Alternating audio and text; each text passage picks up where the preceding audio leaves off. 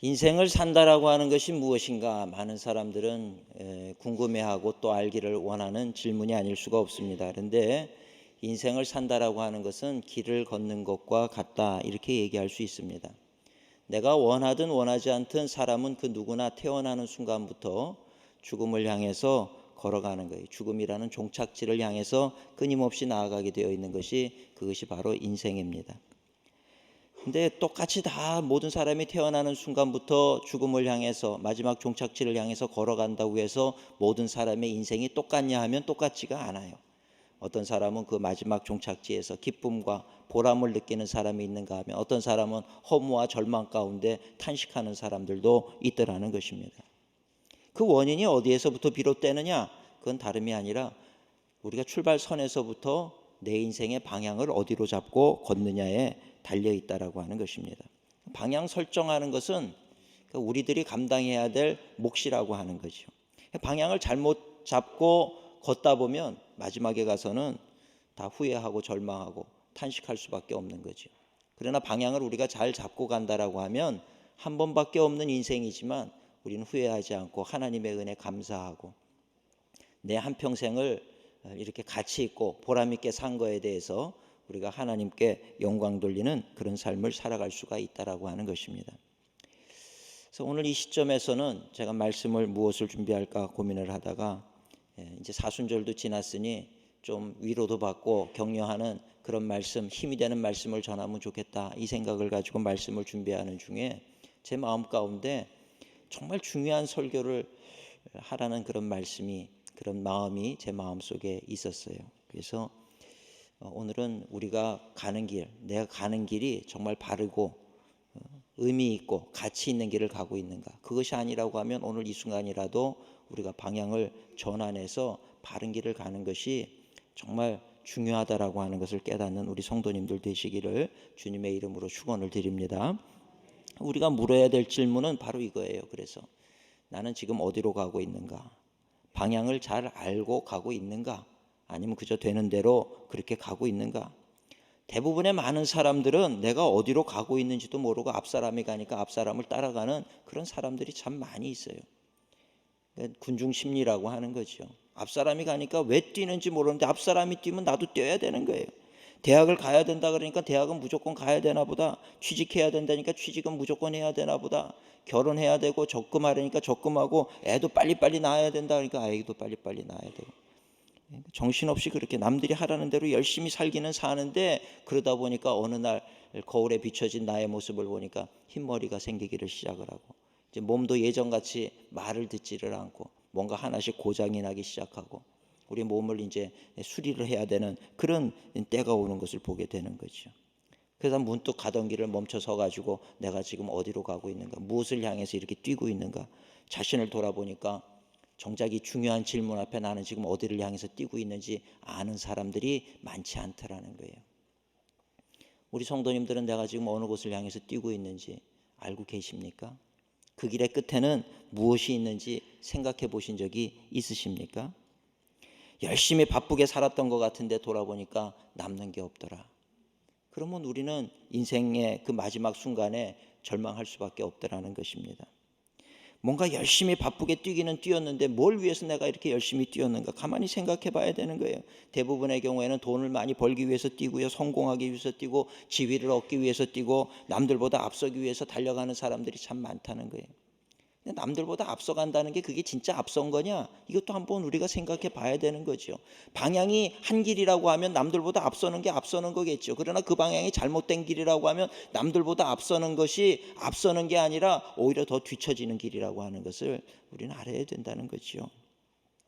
물론 우리가 성공하고 돈 벌고 하는 거 이것이 살아가는 데 있어서 중요하지 않다, 그 얘기를 하는 거 아니에요. 중요합니다. 기본적으로 그런 것이 있어야 우리가 살 수가 있는 거지요. 그러나 이것이 전부다라고 얘기를 할 때는 뭔가 부족한 부분이 느껴진다는 거예요. 뭐가 있길래 과연 이것을 전부라고 말할 수 없는 것일까? 가만히 생각해 보니까 역시 방향성의 문제더라는 거예요. 그 방향이 옳으냐? 그렇다라고 하면 우리가 전력 질주를 해도 후회함이 없겠지만 그 방향이 만약에 옳지 않다라고 하면 우리가 뛰는 것이 무의미한 일이 될 수밖에 없다라고 하는 이야기죠. 지난 주간에 우리 감리교회 연회가 있었어요. 거기서 이제 지난 목요일에 이제 56명이나 되는 이제 목사님들이 새로 안수를 받고 목사가 됐습니다. 저도 이제 안수위원으로 가 있었기 때문에 가가지고 안수받기까지 그 앞에 문답하고 하는 그 모든 과정을 제가 이렇게 가만히 옆에서 지켜보면서 들었어요. 문답을 하는 거예요. 감독이 그 안수받을 사람들에게 이런 질문을 합니다. 여러분은 성경이 구원과 영생을 얻는 유일한 진리가 됨을 믿으며 성도에게 성경을 가르치기로 결심하였습니까? 이렇게 질문을 하면 거기 앉아 있는 안수받는 이제 안수 후보생들이 아멘 하고 소리를 크게 외칩니다. 작게 하면 더 크게 하라고 그래요. 아멘 하고 소리를 지르면서 결단을 하는 거죠. 목회 이제 시작선상에 있는데 그렇게 패기가 없어서 되겠느냐 뭐 이런 거죠. 질문을 하는 거예요. 여러분은 성경에 위배되는 이단과 교리를 배격하고 또 이단의 교리를 배격하고 교회를 보호하기 위해 힘쓰겠습니까? 그러면 또 아멘 외치는 거죠. 여러분은 온전한 그리스도인으로서 삶의 모범이 되며 가족들의 신앙을 지도하겠습니까? 아멘. 제가 옆에서 가만히 그것을 들었어요. 들으면서 나도 옛날에 저렇게 아멘 하면서 목사가 될 때 말이죠. 그렇게 하겠다. 그렇게 결단을 했는데 지금 이제 오랜 세월이 지나고 난 다음에 내가 과연 지금 그 길을 그대로 내 고백했던 그대로 지금 살아가고 있는 것인가?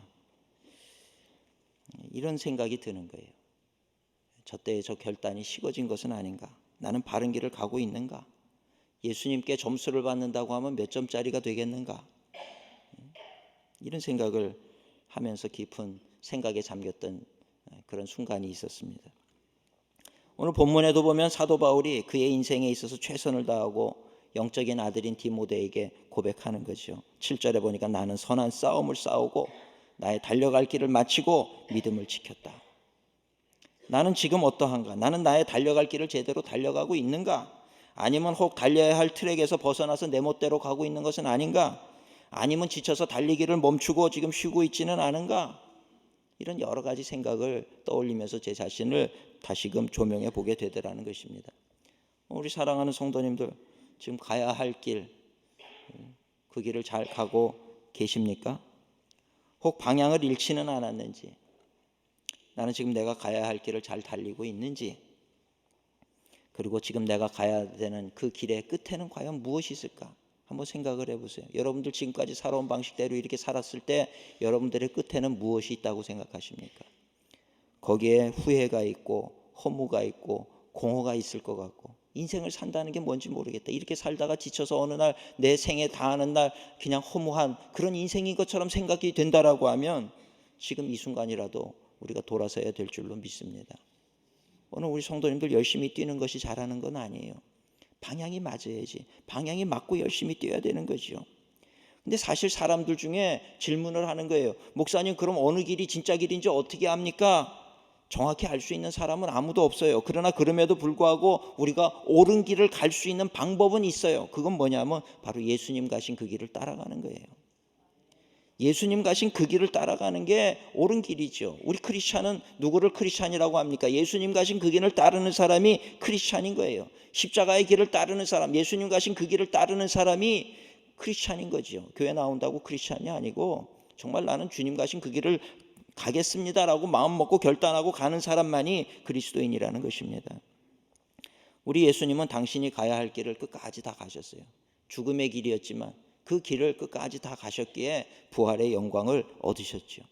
오늘 본문에 고백하고 있는 이 사도 바울도 마찬가지입니다. 자신이 가야 할 길을 다 마쳤다는 거예요. 이렇게 고백할 수 있는 사람은 복된 사람인 줄로 믿습니다. 이 길을 끝까지 다 가고 부활의 영광을 얻는 사람이 됐다는 거죠. 우리도 그렇다라고 하면 예수님이 가신 길, 그리고 제자들이 가고 사도 바울이 걸어갔던 그 길을 끝까지 따르기 위해서 우리도 몸부림치면서 매일매일의 삶을 살아간다라고 하면 그 길이 아무리 힘들고 고되고 어려운 길이라 할지라도 우리는 그 길의 끝에 영광이 있다는 것을 알아야 된다는 것입니다. 오늘 우리가 가야 할 길, 그 길은 바로 예수님이 가신 그 길이죠. 그러나 그 길은 우리가 잘 아는 것처럼 결코 평탄한 길은 아니라는 거예요. 즐거운 길도 아닙니다. 그러나 분명한 것은 보람 있고 가치 있는 길이고 옳은 길이라고 하는 것을 오늘 우리는 알기에 내가 부족하고 힘들지만 그 길을 가려고 노력하는 우리들이 돼야 된다는 이야기입니다. 저는 오늘 우리가 가야 할 길, 어떤 길인지 세 가지 말씀을 잠시 전하고 함께 은혜를 나누고자 합니다. 첫째는 십자가의 길을 가야 된다라고 하는 겁니다. 성경에도 보면 예수님이 자기를 부인하고 자기 십자가를 지고 나를 쫓아라 그러지 않습니까? 우리가 가는 길은 십자가의 길이에요. 내가 크리스찬인데 예수님께서 우리의 죄를 대속해서 죽으셨으니 이제 더 이상 우리는 십자가는 내팽개치고 내가 살고 싶은 대로 부유한 길로 성공의 길로 나가면 됩니다. 이것은 아니라는 거예요. 잘못된 생각입니다. 오늘 우리가 예수님을 따르는 우리들이 여전히 예수님 가신 그 길을 통해서 예수님이 죽으심으로 말미암아 부활의 영광을 얻었던 것처럼 오늘 우리도 이 세상 가운데 나의 욕망이 죽고 나의 정욕이 죽고 나의 세상적인 자랑이 죽고 그런 것이 다 죽어짐을 통하여서 부활의 영광을 경험하는 그런 우리 성도님들이 되어야 될 줄로 믿습니다. 근데 우리가 잘 아는 것처럼 십자가의 길이라고 하는 것은 쉬운 길은 아니잖아요. 힘든 길이잖아요. 그러니 또 어떤 분들을 질문할 수 있어요. 왜 우리에게 그런 길을 가라고 하시는 것입니까? 질문할 수 있겠지만 그 질문에 대한 답은 이거예요. 힘들지만 가치 있고 옳은 길이니 그 길을 가야 된다는 거예요. 옳은 길인데 내가 가야 할 길인데 힘들다고 내팽개쳐 버리면 우리는 인생을 완주하지 못하는 거죠. 내가 해야 할 일을 책임을 다하지 못하는 것이고 그 길의 끝에는 허무만이 남아있다는 것을 우리는 기억해야 된다는 것입니다. 그래서 아무리 힘들고 어려운 길이라도 그 길을 가기 위해서 우리가 두 주먹 불끈 쥐고 아무리 어려운 일이 있다 할지라도 이겨나가기 위해서 한 걸음 한 걸음 달려나가는 저와 여러분이 되시기를 주님의 이름으로 축원을 드립니다. 우리가 그리스도인으로 산다는 것은 그런 점에서 볼 때 아주 큰 축복이라는 거예요. 왜 축복이냐? 이 땅에서의 우리의 수고가 단순히 수고로 끝나는 것이 아니기 때문에 그렇다는 거죠. 그 길은 영원한 생명을 얻는 길이고 또 하나님 앞에서 나중에 잘했다 칭찬받는 길이기 때문에 우리는 오늘도 어렵고 힘든 상황 속에서도 포기하지 않고 달려가고 교회에 충성하고 하나님의 말씀에 충성하는 그런 복된 존재로 우리가 살아가게 되는 줄로 믿습니다. 그러니까 이 영광을 아는 사람, 마지막 때에 주어지는 하늘의 영광을 아는 사람들은 지금의 세상의 삶이 아무리 어렵고 힘들어도 우리가 가는 이 길을 포기하지 않아요. 왜냐하면 그 끝의 결과를 알기 때문에 그런 거죠. 사도 바울은 인생이 너무나도 힘들고 고난스러웠어요. 고통스러웠어요. 사람들에게 돌에 맞기도 하고 채찍에 맞기도 하고. 그러나 그런 사도 바울이 이 로마서에 고백하고 있는 내용이 무엇입니까? 현재의 고난은 장차 우리에게 나타날 영광과 좋게 비교할 수 없다는 거예요. 지금 이 정도 고난받는 거, 이거에 비해서 우리는 마지막 날 하나님 앞에서 받게 되는 그 영광은 이런 고난으로 비교할 수 없는 그런 큰 영광을 우리가 받게 된다. 그 비밀을 아는 거죠. 하늘나라의 비밀을 아는 것이고 영생의 비밀을 아는 것이고 신앙의 비밀을 아는 것이고 예수님을 따르는 것의 가치를 알기 때문에 이렇게 고백을 하는 거죠. 지금 힘들기 때문에 이거를 버려둔다는 것은 장차 주어질 그 큰 영광을 못 받는 것이 되니 어리석다는 거예요. 지금 힘들어도 가야 된다. 사도 바울은 그렇게 권면하고 있는 거지요. 오늘 디모데에게도 끝까지 선한 싸움을 싸우고 세상적인 방법으로 싸우는 게 아니라 하나님의 방법으로 선하게 싸우고 달려나가기를 멈춰서는 안 된다. 이렇게 권면하는, 이렇게 아주 당당하게 고백하고 자신 있게 고백하는 이유는 이 세상에서의 삶이 끝이 아니라는 것을 사도 바울은 알기 때문이라고 하는 것입니다. 예수님도 산상수훈에서 뭐라 그럽니까? 의를 위하여 핍박을 받는 자는 복이 있나니 천국이 저희 것임이라. 주님을 위해 고난을 받고 주님을 위해서 오해를 받고 주님을 위해서 때로는 어려움을 당하기도 한다 할지라도 마태복음 5장 12절에 이렇게 얘기합니다. 기뻐하고 즐거워하라. 왜? 하늘에서 너희의 상이 크기 때문이다. 오늘 우리 그리스도인들이 세상 사람들이 가는 그 길이 아니라 의의 길을 가려고 그렇게 가는 이유는 다름이 아니라는 거예요. 우리의 이 길의 끝에는 영광이 있기 때문이라고 하는 것입니다. 어제까지 저희 교회에서 선교사 대회가 있었어요. 그래서 감리교 선교사님들이 많은 분들이 모여왔어요. 근데 이분들의 간증을 제가 이렇게 들으면 참 어려운 위기 속에서도 때로는 그 생명을 위협하는 그런 상황 속에서도 포기하지 않고 복음을 전하고, 그게 저에게 어제도 그런 얘기를 하시는 거예요. 언제 우리는 추방될지 모릅니다. 언제 우리는 어떻게 될지 모릅니다. 그러나 참 이 길을 갈 수 있게 하신 하나님의 은혜가 크고 놀랍다는 고백을 하는 거예요. 세상에서 보면 어리석지요. 자기의 일신상의 그 안위를 위해서 그렇게 살아갈 수도 있음에도 불구하고 그런 거 다 내팽개치고 그렇게 가서 고난의 길을 가면서 위협 속에서 내 가족 잘 지켜줄 수 있도록 목사님 기도해 주세요, 이런 요구를 하면서도 그 땅 가운데서 그렇게 수고를 아끼지 않는 그런 분들, 참 제 마음속에 참 감사한 마음이 있었어요. 또 이렇게 하나님의 나라를 위해서 헌신하고 그 길을 가겠다고 이렇게 충성하는 분들을 보니 참 얼마나 감사한지. 제가 할 수 있는 일이라고는 그저 그분들을 돕는 일밖에는 없지요.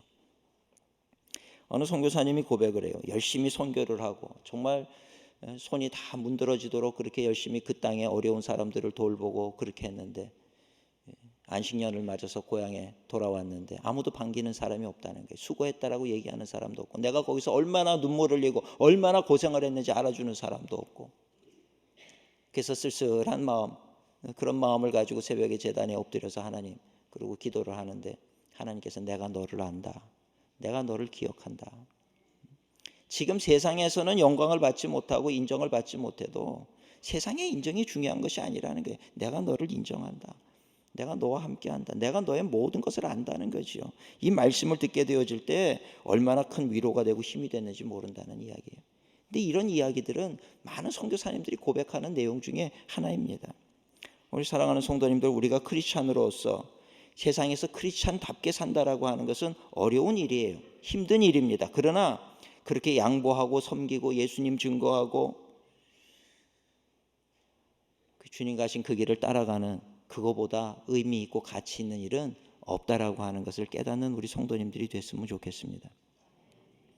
우리 성도님들, 내가 크리스찬으로 사는 것이 때로는 힘들어도 이 믿음과 확신을 가지고 우리가 함께 다 승리의 길을 걸어가는 우리 성도님들 되시기를 주님의 이름으로 축원을 드립니다. 두 번째는 철저한 순종의 길입니다. 철저한 순종의 길. 성경에 보면 많은 기적이 나타나고 있지요. 그 모든 기적은 하나님의 말씀에 순종할 때 이루어진다는 것을 성경은 증거하고 있어요. 여리고 성이 무너지는 것도 하루에 한 바퀴씩 돌고 마지막 7일째 되는 날은 7바퀴를 돌아라. 7바퀴 마지막 다 돌고 외쳐라. 외치기까지 순종을 할 때 여리고 성이 무너졌더라는 것입니다. 문둥병에 걸렸던 나아만 장군이 엘리사를 찾아왔는데 얘기하기를 요단강에 가서 7번 몸을 씻어라. 6번 몸을 씻을 때까지는 아무 일도 일어나지 않았지만 철저히 마지막까지 7번째까지 그렇게 순종하고 씻었을 때 어린아이의 피부와 같이 깨끗이 치유되는 것을 경험하지 않습니까? 이런 말씀을 보면 우리도 하나님의 말씀을 내가 철저히 순종하고 살아야 되겠다 이렇게 결단할 때가 많이 있지요. 그러나 정작 우리의 모습은 때로 어려움이 닥치면 하나님의 말씀에 순종하기보다는 세상적인 방식을 의지하려고 그렇게 살아갈 때가 많이 있더라는 거예요. 그래서 결국 마지막 순간에 하나님께서 놀라운 기적으로 역사하시려고 그러다가도 우리가 순종을 끝까지 하지 못하는 까닭에 그런 기적을 경험하지 못하는 경우들이 많이 있다는 얘기입니다. 예수님의 일생을 보면 수많은 기적의 역사들 나타나고 있는 것을 볼 수가 있습니다. 근데 이렇게 예수님의 삶 속에 많은 기적이 일어난 이유가 뭐냐 질문을 하면 어떤 분들은 예수님이 하나님이시니까 그런 거 아닙니까? 아니요. 하나님이셔서가 아니라 예수님은 철저하게 하나님의 말씀에 순종하며 살았기 때문이라고 하는 거예요. 예수님은 이 땅에 오실 때 하나님으로 오시지 않았어요. 온전한 100% 인간의 몸으로 오셨던 분이에요. 그럼에도 불구하고 역사가 나타났던 것은 하나님의 말씀에 대해서 조금도 추호도 의심하지 않았고 그 말씀에 100% 순종하는 것. 예수님의 사역에 있어서 가장 중요했던 것은 바로 하나님의 말씀에 순종하는 것이 예수님의 사역의 첫 번째였던 것을 우리는 성경을 통해서 알 수가 있다는 거예요. 죽음의 자리에까지 나아가는 그 순간까지도 내가 져야 할 길이고 내가 가야 할 길이라고 하면 그것이 하나님의 말씀이고 하나님의 뜻이라고 하면 나는 그 길을 가겠습니다. 그러고 가셨던 거지요.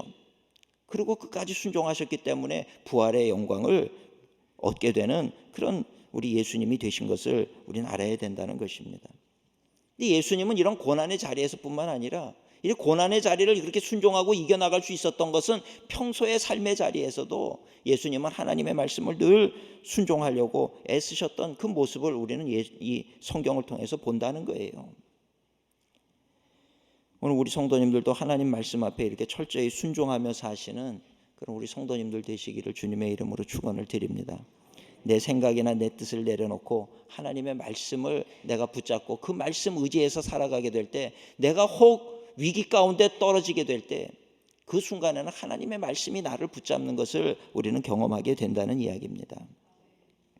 우리가 나중에 하나님 만나게 되었을 때 하나님의 질문은 한 가지겠지요. 아무개야, 넌 세상 사는 동안 뭐 하다가 왔느냐? 이게 질문하실 것 같아요. 이때 가장 하나님이 기뻐하시는 답이 뭘까? 한번 생각해 봤어요. 그거는요, 내가 이 세상에 사는 동안 하나님의 말씀 철저히 지키고 순종하려고 몸부림치다 왔습니다. 이거보다 하나님을 기쁘시게 하는 답변은 없을 거예요. 오늘 우리 성도님들이 세상 방식대로, 내 방식대로, 내 뜻대로, 내 생각대로 세상의 가치관을 따라서 이렇게 살지 말고 하나님의 말씀 붙잡고 살려고 몸부림치는 우리 성도님들이 되어야 될 줄로 믿습니다. 요즘에 세상 사람들은 아이고 지금 시대가 어느 시대인데 하나님의 말씀을 듣습니까? 시대착오적인 말씀입니다. 그건 이 시대 맞지 않아요. 이미 다 낡은 사상입니다. 이렇게 얘기할지 모르겠어요. 여러분들 제가 한 가지 질문할게요. 여러분들 책 많이 보시죠. 어떤 철학자의 책이나 어떤 사상가의 책이나 어떤 심리학이나 어떤 사회학자의 책이나 그 어떤 책이라도, 저도 책을 꽤 많이 보는 사람이지만 그 어떤 책을 읽어도 성경 말씀보다 권위 있고 위대한 책은 제가 보지 못했어요. 어떤 철학자의 이야기가 성경의 말씀을 능가하는 그런 철학자의 얘기를 들어보신 적이 있으십니까? 없단 말이에요. 성경이 낡은 구시대의 유물이라고요. 그래서 새로운 학문을 얘기해보라 그러세요. 새로운 철학을 얘기해보라 그러세요. 그 사람의 이야기가 성경의 권위를 능가하는 그런 이야기를 하는 철학자는 저는 본 적이 없습니다. 오늘 그렇기 때문에 오늘 우리는 여전히 하나님의 말씀을 붙잡고 하나님의 말씀에 순종하며 사는 자가 복된 자이고, 하나님의 말씀을 따라가는 길이 옳은 방향이고 옳은 길이고 후회함이 없는 길이라고 하는 것을 오늘 우리가 깨닫고 그 길을 걸어가는 우리 성도님들이 되시기를 주님의 이름으로 축원을 드립니다. 내 일생 가운데 하나님의 말씀이 내 발의 등이 되는 거죠. 내 길의 빛이 되는 거죠. 세상이 뭐라고 하든 나는 이 말씀 따라가겠습니다. 이 말씀에 순종하며 따라갈 때 하나님은 놀라운 기적과 은혜로 우리의 삶을 매일매일 비추시고 인도하시는 역사를 우리는 경험하게 될 줄로 믿습니다. 마지막 세 번째로 우리가 가야 하는 길, 섬김과 사랑의 길이라고 하는 것입니다. 섬김과 사랑의 길이에요. 요즘 현대인들 마음속에 분노가 얼마나 가득한지 모릅니다. 누군가가 건드리기만 하면 이 폭발하는 사람들이 있어요. 마치 시한폭탄 같아요. 건드리면 그냥 터져버리는 폭탄처럼 말이죠. 차를 타고 가다가도 뭔가 조금만 삐끗하면 창문을 내리고 욕설을 퍼붓는 그런 사람들도 많이 있어요. 묻지마 폭행도 얼마나 많습니까? 그냥 길을 가다가 엘리베이터 안에서 어디가 됐든지 때와 장소를 가리지 않고 폭행을 서슴지 않는 그런 사람들. 나중에 경찰이 잡아가지고 왜 그랬느냐? 몰라요. 그냥 화가 나니까. 묻지마 폭행이라는 게 이게 뭐예요? 우리 마음속에 지금 분노가 가득해가지고 살아가고 있는 이 시대라는 거예요. 근데 그런 분들에게 가서 손을 잡아주고 내가 당신을 안다라고, 당신의 마음 이해한다라고 하면 그렇게 묻지마 폭행을 하던 사람들이 변화가 돼가지고 눈물을 흘리고 펑펑펑펑 우는 모습들을 우리가 볼 수 있어요. 어떻게 보면 이 시대 가운데 약하면 안 된다, 강해야 된다, 강해야 산다라고 외치는 이 시대 가운데 진정한 강함이 무엇일까? 그것을 우리는 깨달아야 된다는 거죠. 이 세상에서 가장 강한 것은 바로 섬김과 사랑이라고 하는 것을 오늘 우리가 깨달아 아는 우리 성도님들이 되어야 될 줄로 믿습니다. 그것이 바로 우리 그리스도인의 무기라는 거예요. 힘이고 능력이라는 거죠. 사람을 변화시키는 것은요, 매가 아니에요. 폭력이 아닙니다. 사람을 변화시키는 것은 지식도 아니에요. 철학도 아니에요. 교육도 아니에요. 사람을 변화시키는 것은 오직 사랑이라고 하는 거죠. 예수님은 당신의 삶을 통해서 우리에게 가르치신 것이 바로 그거예요. 판단하고 정죄하고 가르치는 것으로는 사람이 달라지지 않는다. 그러나 사랑하고 섬기게 되어질 때 사람이 달라지고 세상이 달라진다. 이것을 당신의 삶을 통해서 보여주신 분이 바로 우리 예수님이시라는 거죠. 그래서 예수님은 그 힘을 알았기 때문에 십자가에 달려서 죽으시는 순간에도 아무런 변명을 하지 않으셨다는 거예요. 달려 죽으시면서 조롱을 받으시면서도 끝까지 그 십자가의 길을 가셨던 거죠. 이 세상의 모든 사람들은 예수님의 십자가가 결국은 세상을 변화시키는 능력이었다라고 하는 것을 지금 이 시대에 사는 사람들 중에 부인하는 사람은 없다는 것입니다. 내가 크리스찬이라는 것은 바로 우리도 예수님의 이런 사랑과 섬김의 모습을 본받으면서 살겠습니다.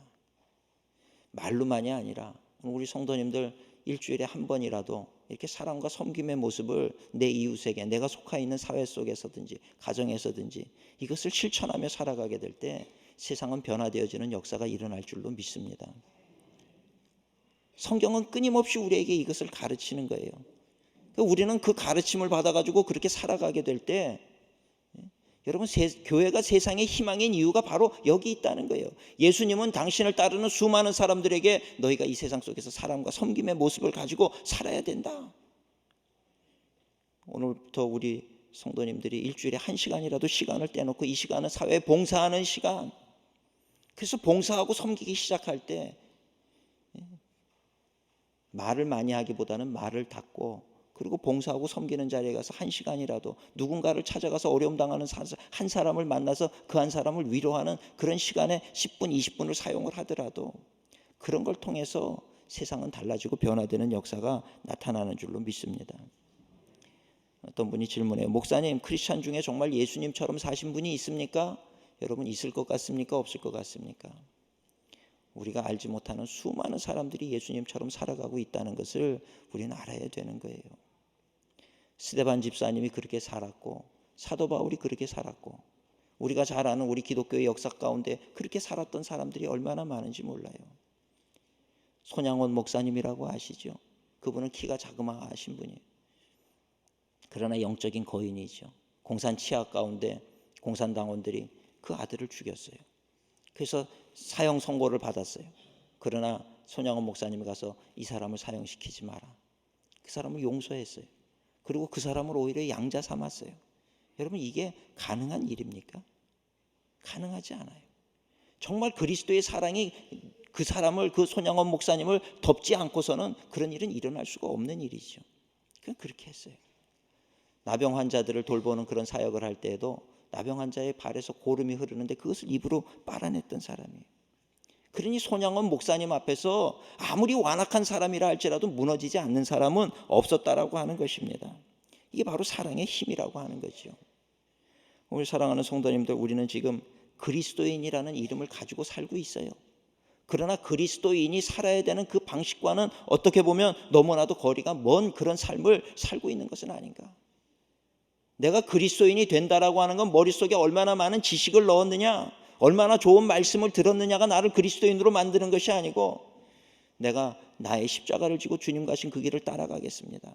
주님 말씀하신 그 길, 세상에서는 조랑하고 아니라고 얘기를 해도 나는 누가 뭐라 그래도 나는 그 길을 따라가겠습니다. 그리고 그 길을 따라가는 사람이 크리스찬이라고 하는 것을 오늘 우리 일상광교회 성도님들은 기억하시기를 주님의 이름으로 축원을 드립니다. 그렇기 때문에 우리의 삶 속에는 매일매일 순종의 모습이 있어야 되는 것이고 이웃을 향해서는 사랑과 섬김의 모습이 있어야 되는 거예요. 그리고 때로 그 길을 가는 것이 나를 지치게 만들고 힘들게 만든다 할지라도 포기하지 않고 그 길을 향해서 끊임없이 나아가게 되어질 때 오늘 우리는 부활의 영광이 있는 그 길을 향해서 나아가는 예수님의 제자들로서의 삶을 살아가게 되는 줄로 믿습니다. 우리 사랑하는 성도님들이 모두가 다 그래서 하나님 앞에 그렇게 열심히 세상을 사는 그 과정을 통해서 마지막 날 우리가 하나님 앞에 서게 될 때 잘하였도다 착하고 충성된 종아, 우리를 위해서 예비하신 놀라우신 은혜와 축복을 누리는 복된 우리 일상광교회 성도님들이 되시기를 주님의 이름으로 축원을 드립니다. 기도하시겠습니다. 사랑과 은혜가 충만하신 하나님 감사합니다. 오늘 말씀을 통하여서 우리가 그리스도인답게 사는 것이 또 우리가 달려가야 할 길이 무엇인지 깨닫게 하시고 알게 하시니 감사를 드립니다.